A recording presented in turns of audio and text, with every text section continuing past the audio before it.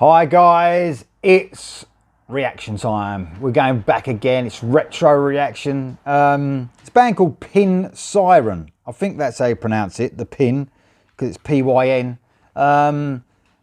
This has been asked for by Hard Rock Heaven 3. Asked for quite a few decent fucking songs actually. It's called a song called Cry Me a River. I don't think it's the Justin Timberlake version because this was a long time before that. But it says now Hard Rock Heaven 3, I think message it's 1995. But I can only find that this came out in 2003, unless it was obviously just brought out later on. Perhaps it was first recorded in 95 or not released, and then in 2003 it got officially released. I'm not really sure. But it's off an album I think called Slave to Your Master. But this song is called Cry Me a River. Cry me a river. Let's hope not. Here we go.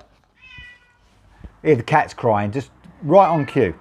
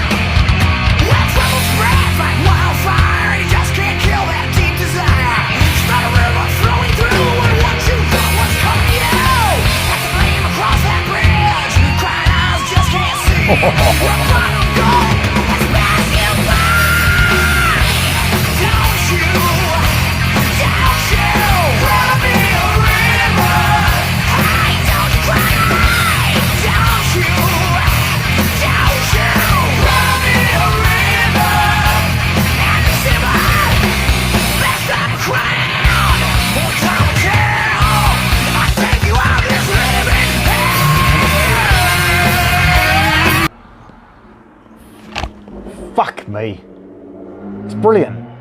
It's fucking brilliant. I mean, this has real, to me, you know, Skid Row, slave era Skid Row. For sure, for sure. I mean, the fucking rock and roll, the little bit of sleep, pure blooded, you know, rock and roll, fucking heavy. Vocals are just fucking outstanding. He's even got, I mean, the heights he can hit, like Bark in his prime, obviously.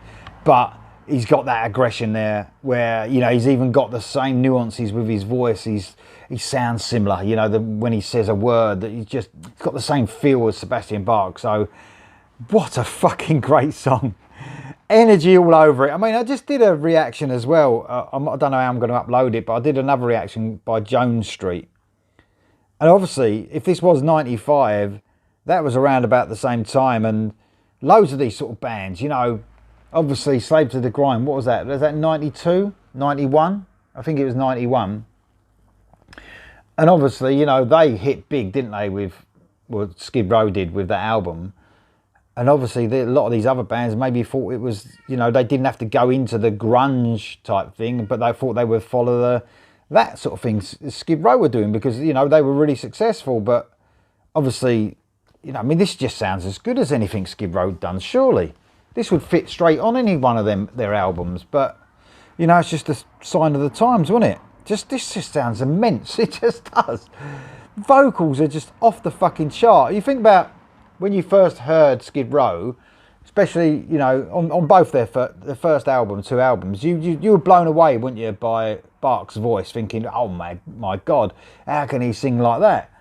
And then there's all these other bands that were just underground that could sing. The vocalist could sing as good as him, but you just didn't hear about them because they just didn't make it like Skid Row did. So if you think about it, maybe Skid Row were a bit lucky, weren't they? Because, you know, none of these other bands who I've heard some stuff that's just as good, and I love them, by the way, those two Skid Row albums, the first two.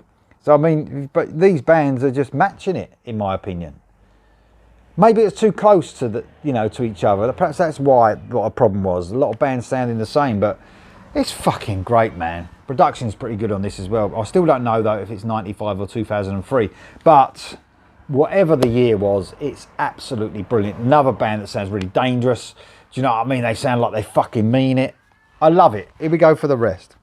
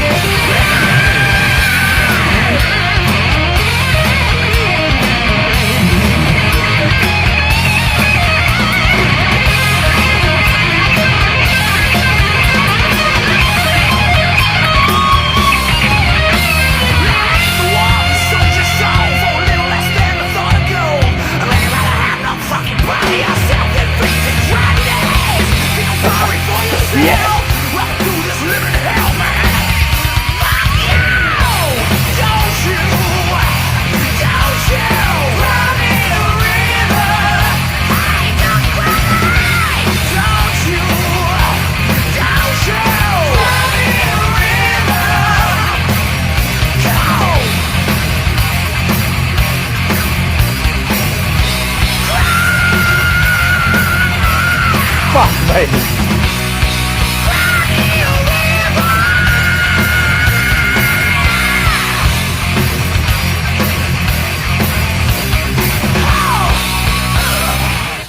Wow. I mean, come on, man. That's fucking superb. Brilliant musicianship. So much fucking attitude. The singer was fantastic. The guitaring was fantastic. Everything about it. It's brilliant. Another quality song. Pyn Siren, I think is the name of the band. Just fantastic stuff. Thank you very much, Hard Rock Heaven 3. I think that's about 3 or 4 songs now that I've reacted to that you've suggested, and they've all been fucking excellent.